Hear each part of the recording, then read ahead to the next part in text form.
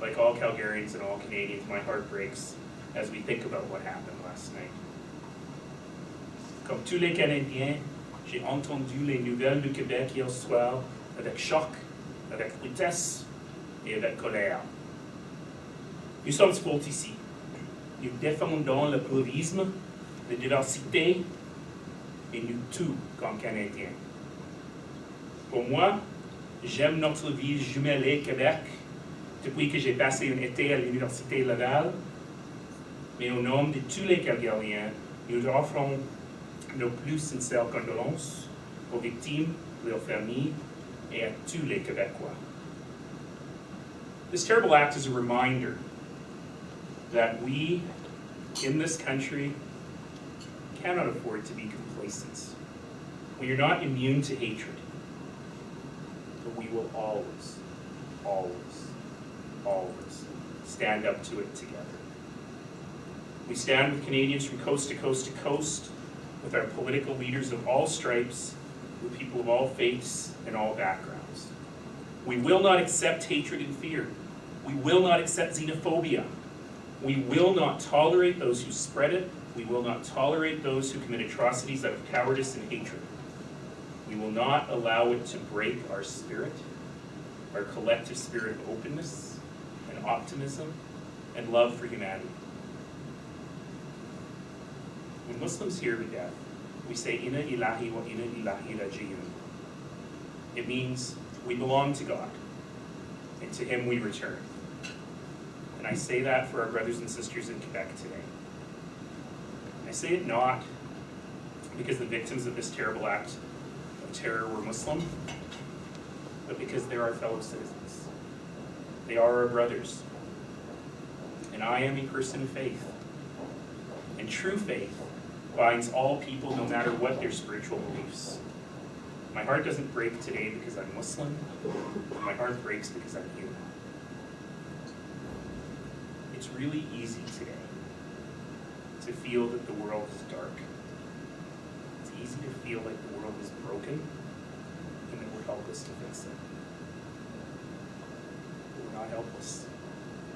Every single one of us has the chance to heal the world. It starts in our own communities, it starts in our own hearts, and in our own hands. And I use that term, heal the world, very, very carefully. For those of you who know the Jewish tradition, know what I'm saying is tikkun olam, an important part of that tradition, because in fact it's an important part of the tradition that binds us all together as people of faith and as human beings. Every single one of us has the power to create light. Every single one of us has the power to create the light we so desperately need in times like this. And I would say that it's not just our power, but our responsibility. It's our responsibility to take action, actions that not only heal our community, but make it stronger. Actions that at their core bring us together. So what do? Coming here together tonight to talk about 3 things for Canada is an important start. Meet and know your neighbors, all of your neighbors. Host a community potluck. Donate to organizations that support refugees and immigrants in our communities. Volunteer with those organizations.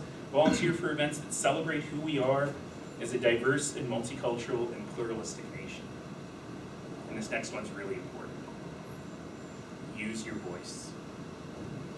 Use your voice. Denounce hatred and intolerance and racism and xenophobia and Islamophobia wherever you find it. We're lucky in this place that we have created this place of safety, sanctuary, welcome, and opportunity, but it only works if we fight for it every single day. It only works if we, in our thought and in our action, make sure that we are creating space for everyone in this place. When hearts and minds and borders close, when they close to humanity, when the trend seems to be insular, to think only of ourselves, well, let's buck that trend. Let's be unfashionable here in Canada. Let's make sure that our hearts and our minds and our arms remain open to those fleeing horror, terror, violence, and persecution. Let's ensure that we open our communities to generosity into opportunity every single day. And I have to tell you that I applaud our Prime Minister, our premiers, my fellow mayors, people from every corner of the political spectrum, for their words and actions these past few days. But as politicians, all we get to do is make speeches and set policy. It really is about citizens, every single citizen, every single one of us, to do all we can to make sure that we are doing all we can as citizens of this place, as citizens of the world. The world can be dark, and we have to give ourselves time and space to grieve. But we also have to act to make sure that Canada remains a beacon, remains a light for ourselves and for the world.